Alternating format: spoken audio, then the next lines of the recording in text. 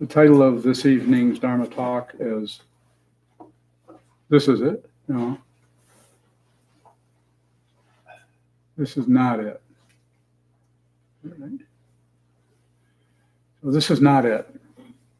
And I got this, not that I am not capable of thinking of things like that myself, but sometimes it helps to have someone else back you up. I had to write it down because I don't have a memory for much. This is Suzuki Roshi says, the way he says it is, for a while, this is it. And for the smallest particle of time, this is it. But it is not always so. The very next instant, it is not so. Thus, this is not it. Got some help from a master, a tantric master from Japan. And so that kind of teaching is basically to kind of magnetize our tendency, my tendency, your tendency, anyone's tendency to grasp at anything. And as I think I said, what made me start thinking about this relative to that statement is what we were talking about this morning or this noon at steps of the Dharma book study was on the Dogen Zenji. And I can't remember what the question was or whatever, but something that was said, I said about there being a moment that's traditionally in the Abhidharma literature, which is pretty extensive, many volumes, breaking down everything they can break down, they broke it down. And even the moment of consciousness or a chitta moment, that chitta is actually broken down into 17 parts, 17 parts of that moment. I don't know how the heck they did that. I mean, the way it looks, couldn't I just come in and say, oh, it's actually 18? How are you gonna prove it or disprove it? So it's meant to be helpful to people, to get us to look very closely at what we consider a moment. It's not a matter necessarily of finding some kind of proof. And though they may find out there's only 14. Some scientist somewhere may prove this. But the important thing is to look at that moment of consciousness and see that it is incredibly, its momentariness is often missed. We manage to patch things together, and we manage to invent some kind of based on the apparent continuity of the body situation. This is going down. Everything is slowly tapering off back into its original situation in the elements, and but it doesn't look like it because everything is moving so slow. Unless you actually look at I think they have an app out there now that'll age you, take you back and forth in time. I don't know what that's called, but I think they're probably the CIA or something is tricking us into. I don't know about that. So the idea is there with what I'm saying by using that statement. This is not it. Is to notice how we need some kind of just about settle for anything other than just an open dimension where everything is in everything that is an apparent thing or object or item, a form is on the move. It's changing from this to that to this to that all the time. And that which observes that quality of observance doesn't seem to be doing anything. But it's also not something you can grasp onto and solidify and say, well, this is my consciousness, and therefore that's stable, and so I can just reside there. You can find out. See if you can find out what that is. Find out what that dynamic is that sees things move, but yet if you turn it around and if that dynamic, that consciousness dynamic looks at who's turning things around, who is observing, you can't really locate anything. You can't really locate someone who is seeing something else. Yet there is a something elseness to everything. So look closely at that. And the way I would say it is, insofar as you can, either don't conclude or notice the way you conclude on what is arising in any of your sense fields, including your mind.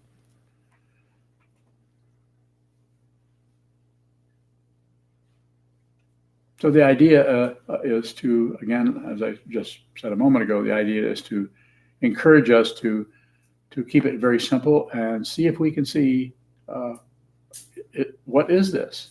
What is this situation? And if you turn it the other way, who is it that's actually experiencing this or seeing this? If you read any of, going back to the Abhidharma literature, which I have not studied, I've read some, as you all probably all have, very, very complicated, lots and lots of lists of this and that, 17 this, and then there's other forms of consciousness. There's 58 and 14 and 32, and it goes on and on.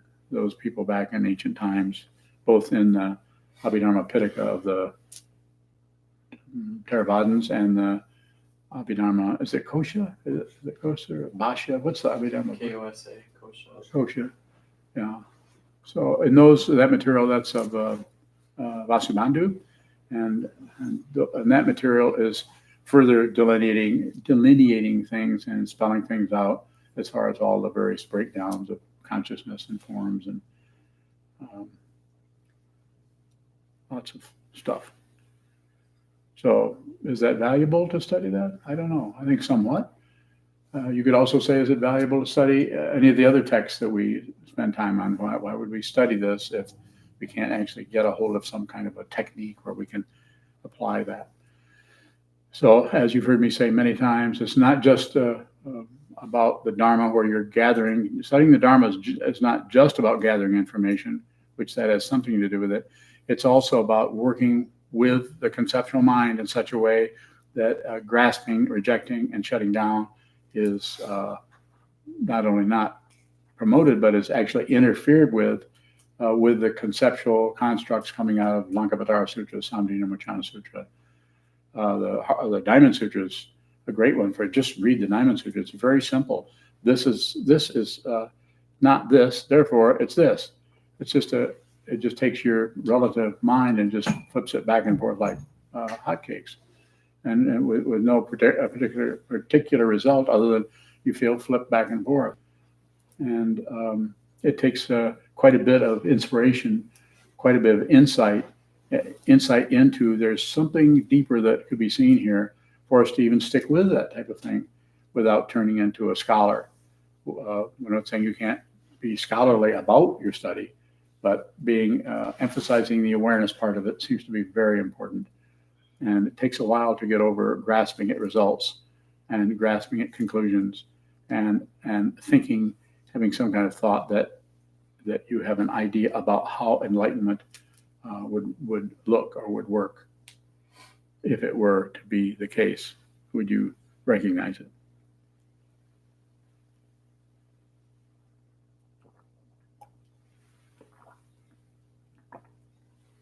You have questions? Earlier when you were talking about chitta and it's breaking down in different parts, could you just say what chitta is? Awareness, mind, just as far as I know. Bhaskar, do you have another definition? Mind substance. No. So, substance, mind stuff. More? Is it, I guess I'm trying to understand in what context, what it is and in what context it is. Well, I think if I had the Abhidharma here, they'd be happy to explain all of that to you. I'm not that, I can't do that. My study and my practice and my path haven't had a lot to do with that. On the other hand, I think it may be a good idea to study it. So we probably will be studying it some way. Not sure how that'll show up exactly. But what do you think? How does it look to you? You're able to ask the question.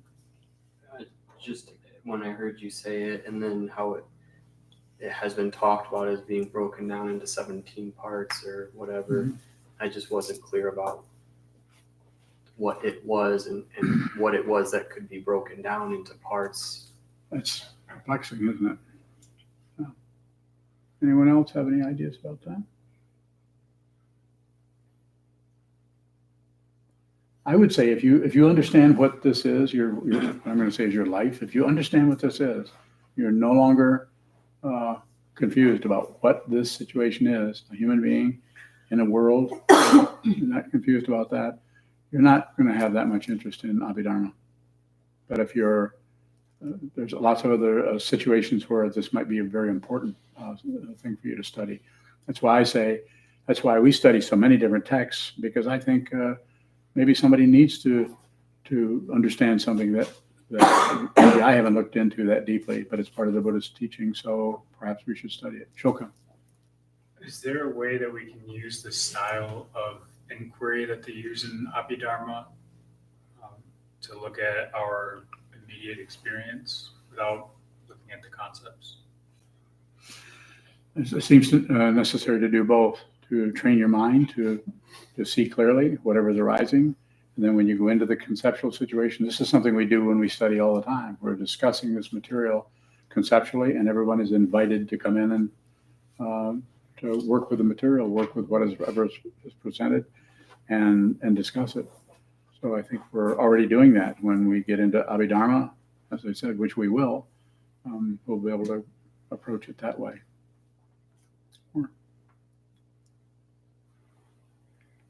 Don't you? I think you said if you see what this is, referring to your life. If you see what this is, would the way that awareness is broken down, would that show up, or are those more arbitrary? I don't know if I'd call it arbitrary, but it may show up and it may not. It's probably not going to show up to every single person. Just as soon as the Buddha passed away, there was classically, as far as we know, there are 18 different schools. So that means there's at least 18 different people of the thousands of people that are around him that said, well, this is, I think this. I don't think I meant that. I think I meant this. And I'm just inventing that. But there's a lot, as we know, there's lots of different ways of approaching this. Yeah, all the schools have different ideas about it. And there's no way to go in and say, well, let's see now, the Gelugpa realization is much stronger than the Kadampa realization, or the Soto Zen, or the Rinzai Zen, because you have all these individuals who are practicing in these different ways, and it is so incredibly complicated. It's in these the Abhidharma material is like, for instance, those seven, I can't remember all of them, but the 17 chittas. One of them has to do with past life. This is a moment. Your past life is showing up in it, and then there's the I think it was vibrational life. This particular vibration.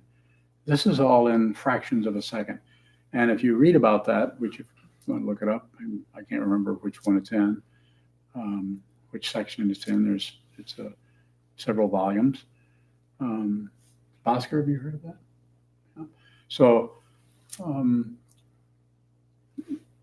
Yeah. But even those words are translated out of the whatever Pali or Sanskrit, probably Pali in that case, into English, and then there's some kind of something happening there where it might not be exactly clear, because then it's dependent on what?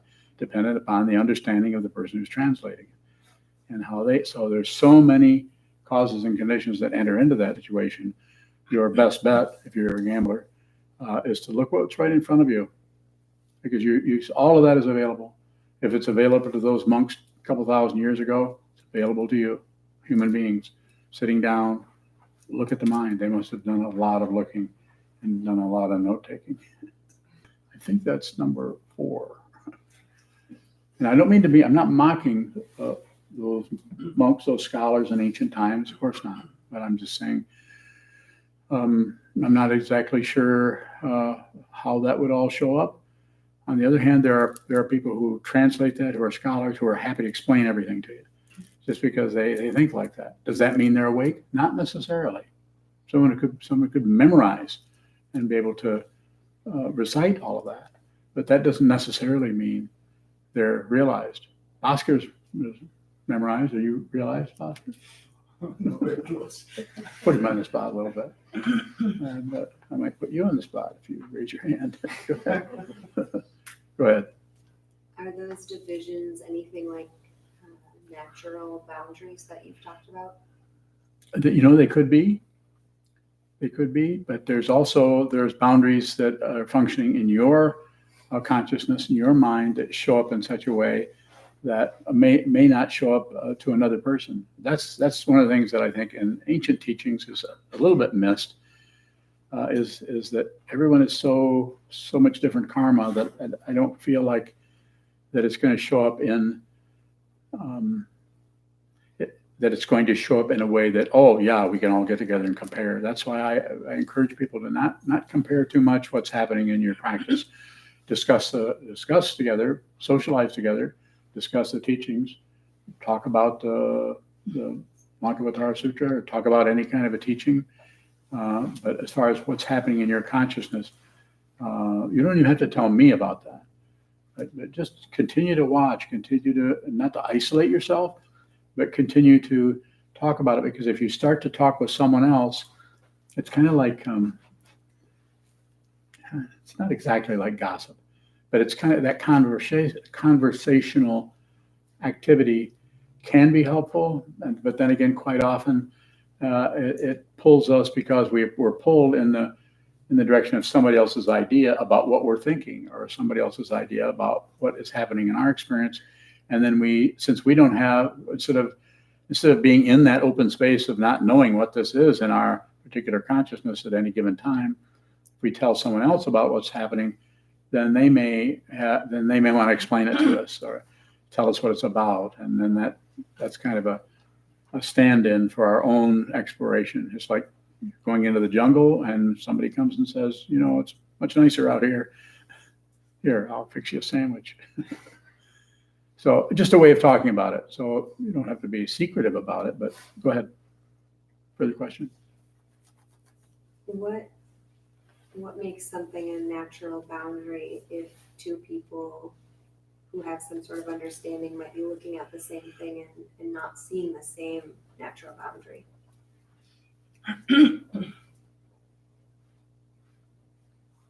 What was the question? I heard the question, but I didn't register. You have to ask me again. What makes it a natural boundary if two people could look at it and not see it? Yeah, because it's not invented by an ego mind or a separated mind that's struggling for this and rejecting that. It comes out of the causes and conditions. It's natural. It comes out of causes and conditions, pratitya samutpada, dependent origination. Nothing comes from its own side as an individual entity or self or being that has some kind of autonomy that can just do whatever it wants based on its own desire or wishes or hopes or fears. That it will look like that. It might look like you have some say-so. We have people all over the planet. Some of them are on very high platforms of noticeability that act like they're running everything, and they don't know that they're in the same burning building we're in. And not that that's a bad thing. So that there's a boundary there that is set. That boundary is set up by ignorance, so they can't see. They can't actually see the five skandhas, the Four Noble Truths. They can't see them. They can't see that life is suffering and the cause is wanting something else. They don't see that they're creating it. They think there's an outside world.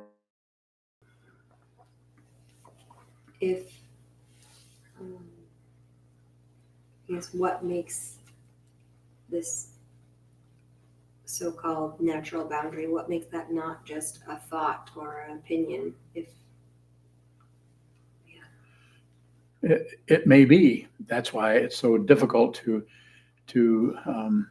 see fundamentally what is happening, because the imputation about whatever's arising and falling away, whatever's showing up as a division or a wall or a boundary, looks valid. It looks like there's plenty of proof around why that should be that way or why that is that way. But quite often, not only the boundary, but possibly the ideas about how the boundary got there, why it's showing up that way, those can also be just invented and not part of dependent origination in the sense of being a natural boundary. It's artificial in that it's trying to move away from the natural causes and conditions that are happening all the time. Those causes and conditions are incredibly deep. It isn't just a tit for tat. It's so deep that it's you can't search. You can't search there. There's no way you can search it because it's too elaborate. And then if we add on our own elaboration, it makes it even more difficult to see what it is. More?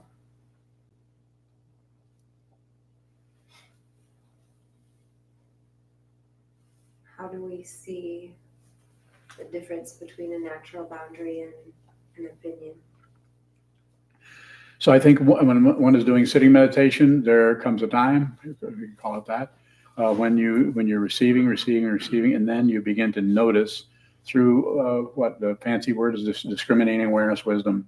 You begin to see through your Buddha nature starts to wake up and starts to see what is naturally happening out of causes and conditions that are just occurring, and what one is adding onto that out of one's fear or out of one's hope or something else, or out of not wanting to look at that, shutting down on it. Just being, you could say, simple word, just being available for what is coming and going. That's difficult, especially if it comes to you in the form of a person who's mad at you, or especially if it comes to you in the form of someone who has really good news for you about something. Very hard to not be sucked into that situation. Or a lot of room for questions there. I was deliberately vague. Michael? What is a natural boundary? The way I'm using that, it probably isn't any such thing, but the way I'm using that is saying something. When I say don't interfere with people, someone might need your help, and they might look like you could probably help them. But if you do that without interacting without getting permission, there's a natural boundary. We could call it respect. You just respect the person. I often say respect someone's confusion at the same time you respect their Buddha nature. They're not really separate, but we tend to separate those out and think, here's the good thing we should nourish, and here's the other thing we should tamp down. Traditional Buddhism talks about it that way. You should fluff up the good stuff and tamp down the bad stuff. But I think maybe a little bit of that at the beginning could happen in order to get anybody onto the path where you're beginning to work with your awareness. Then the picking and choosing between right and wrong, up and down, and all the polarity you could start to back off from that a little bit once you kind of see what it is, especially when you're talking to someone who is having a lot of difficulty. It isn't about turning away and ignoring them. It's about being very respectful. It's a natural kind of boundary. And as soon as they say, I need your help, what can I do for you? Then you could interact and meet them where they're at and interact on that level, which could be anything from teaching them how to meditate or driving them over to an AA meeting. It could be any number of things. It might not necessarily even look like Buddhism. It might look like handing them a couple bucks. Yes. So it's not really a boundary?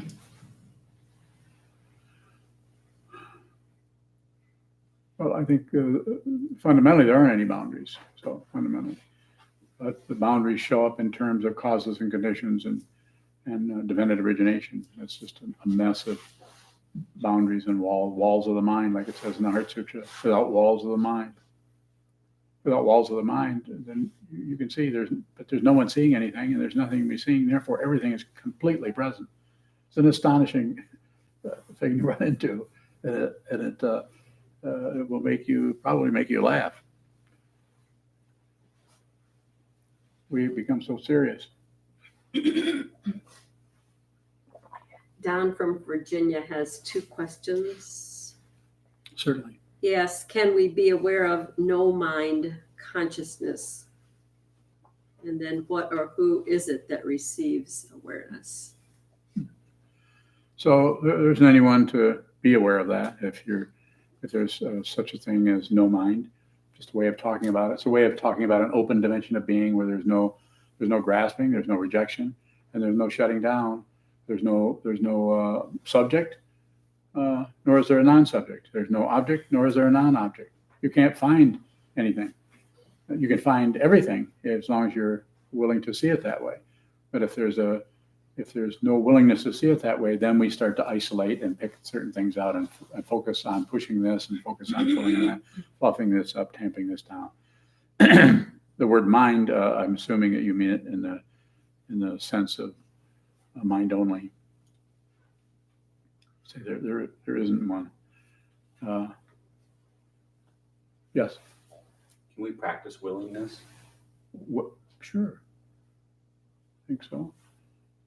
Give things the benefit of the doubt. Something comes up that say 3 or 4 years ago before you started practicing this path, you would operate out of how you felt about it. You would believe your thoughts, your subjectivity. You say, I'm not going to do that. I don't need to do that. And you might have a conversation with yourself about it. Somebody else should be taking care of that, not me. I didn't cause that problem. All kinds of things could show up. But a willingness might show up, the open dimension of that situation might show up, that even though you'd see all the causes and conditions that ordinarily may have hooked you in the past, and may even be hooking you in the present moment, but you don't believe them. So you're beginning to move with freedom. And it's not freedom from something so much as it's just fundamental freedom. Fundamental freedom is not freedom to be free to do this or do that, or it's freedom from, simply put, freedom from the tight noose of the skandhas, form, feeling, perception, concept, consciousness, and from the three poisons. Very hard to move one direction or another without the feeling of passion and the feeling of aggression, the feeling of shutting down, and actually seconding the motion of shutting down. Just watching shutting down isn't exactly shutting down. It's when we try to stop it or manipulate it. Junju. Question from Toji. How long does a moment last in the Abhidharma? So, Toji, good thing you're not here. It's momentary. It's very small. Teensy weensy. No, it's itsy bitsy, and it's they're quite good at taking something that looks like one or two things and just spreading it out in it. Well, just this and this and this and this, and they have all these names for all of them. I think I said earlier, and I can't remember the name. Maybe I wrote it down. Javana. Are you familiar with Javana? So Javana was there one out of the 17? There are the last 1, 2, 3, 4, 5, 6. I think 7 of them are Javana, and I never could figure out when I read about what Javana meant. So it's pretty short, Toji. Pretty short. Here it is to read my notes on it, which I can't really read them. Past life, vibrating life, arrested life. Can't read that. Sense something or other, and then receiving, and then investigating, and then receiving, then investigating. Then those jhavanas start and go up until the last two.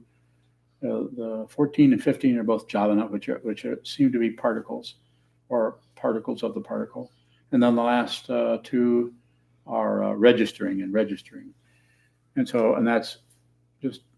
Can I do that? Did you want to snap your fingers? Thanks. All right. That, and then that's broken down. But it seems to me that, and I don't disagree, I'm not saying that. I've never had an experience. I've had an experience of some of that quality that I didn't particularly count things. And I'm sure you have too. But just to hold still and to break things down into 17 parts, that's pretty extraordinary. Now, did 350 people do that and they all came up with the same thing? Or did one person do it with a really powerful, one big, huge what do you call that? A buffalo-sized charisma. So this is what I saw, and this is what you will write down in the Abhidharma. I'm wondering if part of the confusion about a moment is that we try to place it in time. Mm-hmm. Probably is. We try to place it. A moment doesn't have, as I think I've talked about before, so my understanding, it doesn't have any depth, but according to the Abhidharma, it has 17 units of space within it. Perhaps, I don't know. I would say don't believe anything, don't disbelieve anything, but look, investigate, find out, and see if knowing that is somehow going to help you see what is taught in the Yogacara tradition, which is everything is perception only. Yes, sir. For me, there's this moment at the start when the bell is rung, and that energy comes from the hammer into the bell, and there's this sound that then begins to fade out. And to me, that's a moment.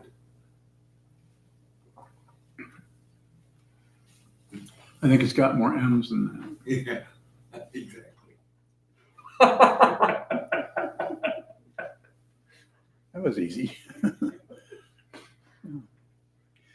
Well, you have a good point. When we do hear a gong, we tend to because of the seductiveness of that sound, it tends to do something and reshapes our awareness around it. Our awareness seems to follow that form. So it tends to, I think, reshape it in some way. Jim and Ms. Keegan have the question. Yes, Jim. There are so many approaches to studying the Dharma. It seems that different approaches resonate with different people.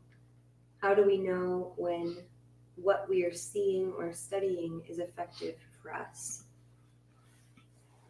This is why it's necessary to have the three jewels, the Buddha, the Dharma, and the Sangha. It's not that you couldn't do this by yourself. You probably could. There's been a few people who have attained some kind of deep clarity or understanding or liberation or realization. But I think using those forms, that's been my experience, is to the one that's quite often missed is Sangha. I think Sangha is very, very important. But it also Sangha needs to have a strong structure to work with, which is what? Lots of sitting practice and lots of studying traditional teachings. And we look every direction. I don't think there's any teaching that, if we haven't studied it, if I live long enough, we'll study it. Because I'm interested in, if it's Buddhism on some level, I'd like to look into it just to see how it fits with everything else. We have time to do that. Anything else from Jim? Sokuzan. You referred to Suzuki Roshi as a tantric master. Yes. I think the other day you also said he didn't practice tantra. So what does that mean? Well, my teacher, Trungpa Rinpoche, said he was a tantric master, and so. Okay. And Trungpa Rinpoche was a tantric master, and he accused Suzuki Roshi of being a tantric master. So I'm not going to argue. I don't want to. So tantric just means that someone who's able to transmute energy, that works with the situation in such a way that they actually transmute it. So, which we've talked about here. Talked to some group. I don't know if it's this group or one of the other groups in the other cities. What do you mean by transmute? Work with it's like working instead of getting rid of negative energy or anger, transmute it into, I think it's the mirror-like wisdom. I mean, I could be wrong. I'm not good at all the concepts and so on, but there's a transmutation where you don't change it into something else so much as, or you don't get rid of it so much as you change its energy so that its energy operates in a positive way. I don't know how else to express it other than that. Yes. Are there tantric practices in Zen? I think Zen is a tantric practice. It's just not called that, but it's if you read like what we study every Wednesday at noon, if you study Shobogenzo, which is if you study that and see the way he works with language, even though it's been translated out of Japanese, it's a powerful way to work with concepts where he reminded me a lot of Trungpa Rinpoche. Trungpa Rinpoche was able to say 2 or 3 sentences and address relative and absolute truth in the same way and have them show up separately and together. And Dogen is able to do that also. Like when he says firewood does not become ash. That's pointing right at transmutation. Maybe because it's something because your logical mind says, yes, it does. It's firewood, and now it's ash. It can't be ash. No, don't do that. Not according to the way the way Dogen teaches that. I think there's a whole fascicle that talks about that teaching, and we've studied it here several times. But tantric, the word tantra means continuity. So what the continuity is specifically, I don't know, but that just like the word sutra means thread, and the word is there one other word that has kind of a thread meaning to it?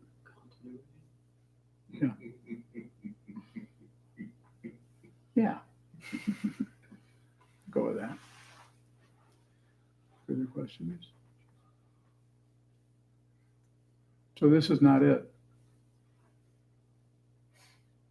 Kyun? This is it. This is not it. What does chitta always fall within that? I think there's a thought process about it or moments of consciousness, and probably it's just a way of talking about it. Just like this is it, this is not it. The contradiction there going back and forth is just a way of pointing out by using our mind when someone says, as the other thing that he says in there that is actually became a book title. It says, for a while, this is it. For the smallest particle of time, this is it. But it is not always so. And that's the title of one of his books of Dharma talk. Not always.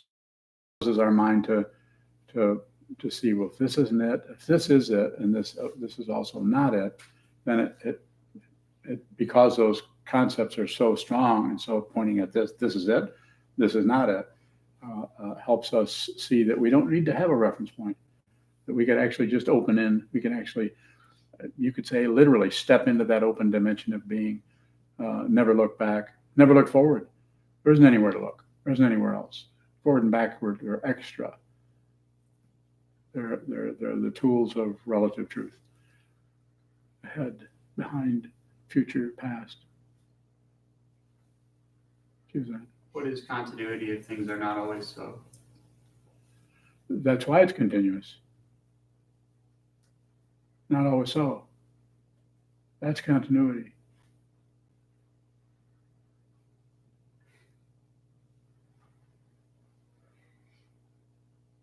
I mean, if it's not always so, isn't that continuity? Let's ask Chazon. He's yogied out. He's a resident yogi. Reflect on that. It is continuity.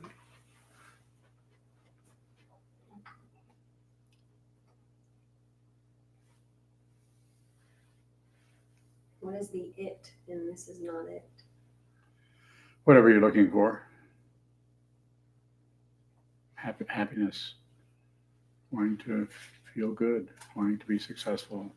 Is that the same it in this is it? Yes. Continuity.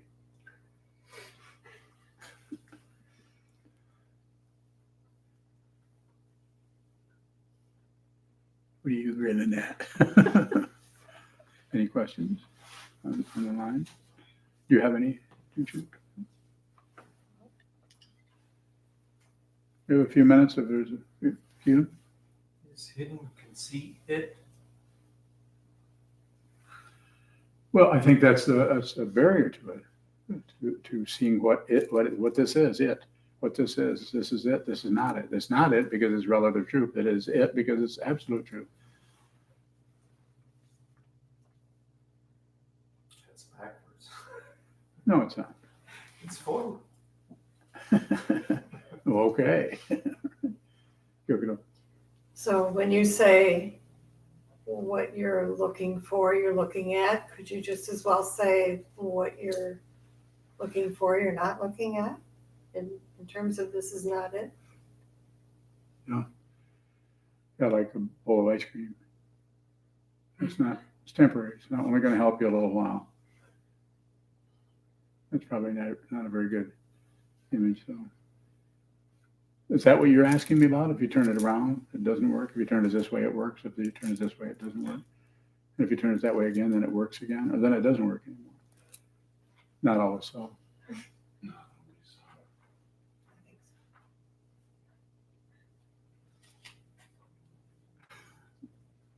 It's okay. How does not always so help us when we die?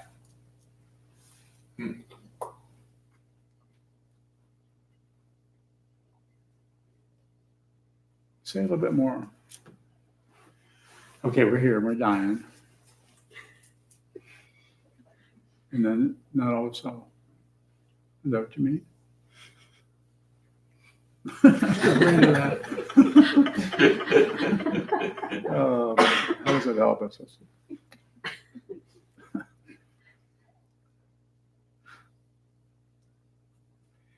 So, in order to address that, I would have to go to the incredibly strong, powerful, fixed belief that everybody thinks that they're going to come to an end. So that might have something to do with it. Something may end, but it probably is not going to be you, who you actually are. Who you think you are might end, but who you actually are might not terminate. So that was helpful, wasn't it? Shut up. When you talk about like who we actually are, is that something that's perceivable?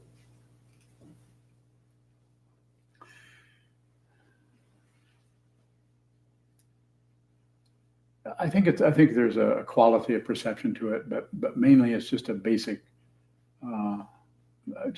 understanding. It's simpler than a perception. It's just very simple. There really isn't anything else to do. There's nowhere to go. There's nothing to become. There's nothing to not become. And so therefore you're completely available to everything and everybody all the time. More? It's trying to grapple things into a perception, self-centeredness. Could be. But it's only something to observe. You don't have to really stop it. It seems to be a mistaken understanding to try to stop doing some things and do more of other things. Spend as much time as you can just being aware of what's going this way or that way, rather than trying to operate on it or stop it or slow it down or turn it off before you really even investigate it and looked at it closely. If you look at it closely, you might not need to do anything other than just watch it pass away.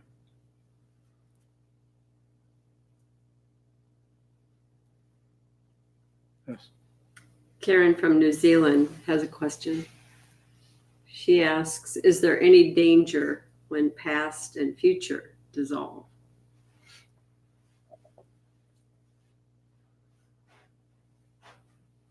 I don't think so.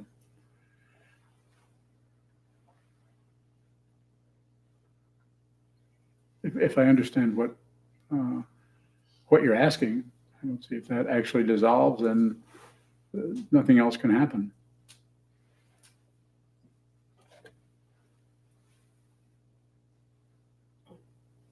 One of the first things you said is tapering back into the elements. I'm wondering how they can show up in the first place to where they can be in a position to taper back down. You mean how things are created? Just causes and conditions of dirt, water, fire, air, consciousness. Is that other one? Space. Hmm? Oh, space. Space, yeah. Just those coming together. One of the ways it's talked about in the Rinpoche talks about it that I like. It's in the beginning of the 12 links in the chain of existence, the 12 nidanas is avidya, or the first one. There's that basic openness where there's just a basic openness, and then it's like hot air and cold air came together and started to spin, and created formations. Like the image I like is like a dust devil is starting. All the leaves that are laying around, and you could say, well, where do the leaves come from? Where does the dirt come from? Well, where's it spinning? Where's the hot air come? Who's heating up the air? Who's cooling off the air? So I don't know. It's just a way of talking about some kind of original polarity that just that polarity itself tends to create movement, creates the samskaras. And then consciousness, we don't even know what consciousness is, even though we experience something that we all agree there's something like that going on. But we don't know exactly what it is and how it arises. Science is ready to explain everything to us except what it can't explain, and then it'll call that a myth or that can't be explained, because if they can't explain it, then it can't be explained. So more. When you talk about tapering back into the elements, is that suggesting a direction? Yeah, it's just impermanence. So we come up and we get older and older and older and go back. And I guess there's even science that says everything is being replaced every 7 years or something. You have a whole new body. Isn't that the case? Like that. All new cells. All new cells. So for whatever that's worth, but that isn't still, they're moving into the same little motels.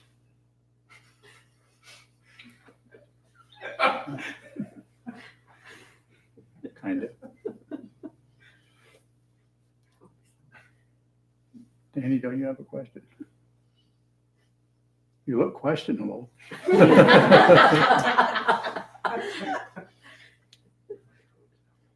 Anyone else? Yes, Oscar. So I want to pick up on the question from New Zealand about past and the future. Yes. This afternoon, when we were talking about the reading of the book, Yes. I think you mentioned something along the lines of Sokuzan about remember what you forgot. Could you talk a little bit more about it? That's been catching my intrigue since the afternoon. Remember what you forgot. Did I say that? Yeah, you answered a question that Kozan raised. That sounds pretty good. It sounds very good, very intriguing. So it's caught me for the whole afternoon. Remember what you forgot. Can you remember what you forgot? Kind of. Only after I forgot it. Yeah. In order to remember what you forgot, you have to first forget it so that you can remember it. I'd be happy to address it more directly if you have a question. I was just wondering if that's a technique or some such thing you were talking about. I don't think of it as a way of meditation or something. Yeah, I don't think of it so much as a technique as just to bring our mind to the way memory works. It's a very odd situation. It's very odd the way all the different forms that memory can take, like remembering, like being in a dream and remembering something in a dream, and then being awake and remembering something when you're awake. There's so many levels of consciousness, and we tend to isolate ourselves. When we're awake, we don't really think too much about dreams, but when we're dreaming, we don't really think too much about being awake. We just assume that reality has its own kind of density and believability. It's just so believable. So Sokuzan does a lot of lucid dreaming. Could you say something about memory in terms of everyday memory, and does memory change when you have lucid dreams? In what way? I think it's funny that sometimes you remember things that there actually is no substance. The memory is the first time you've been experiencing it, but yet Yes. you perceive it as a memory. That's that's an amazing. It's totally unstable. That whole area is totally unstable as far as anything concrete, but it's completely stable as far as its continuity. It's completely stable. If there's someone who's worried about that and is fearful of that and wants something else, then you're going to experience instability and be fearful and be looking for a way out or some way to protect yourself. But if there's no solid identity happening, then even if fear comes up, which it may, there's no solid being who is afraid. It's a difficult thing to explain. That's why it seems necessary for each one of us to realize that ourselves, so we can function in an open, uplifted, and fearless way. Even though you have fear, you just do it anyway.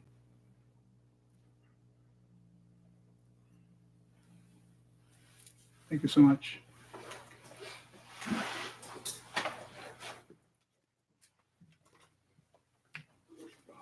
We'll stand and dedicate to merit in the back of our red chant books. I'd like to remind everybody that this Saturday is our end of the month all day retreat. Please come if you can. And always remind everybody about our donation boxes. We appreciate your generosity to help us continue these teachings. Thank you.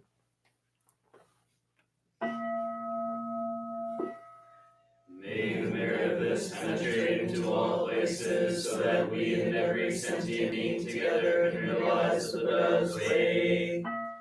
Jio san chi chi fu, shi son mu sam moko sa, moko ho ja ho ro mi.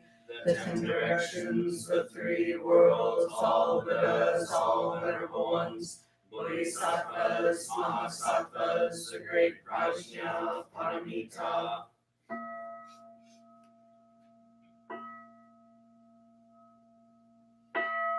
O Buddhas and Bodhisattvas of the 10 directions and the 3 times, please hear us. Please come down out of the light and protect SokukoJi Buddhist Temple Monastery, our Sangha, families, friends, and visitors. Heal everyone who is unhappy, sick, or suffering, and fill them with light.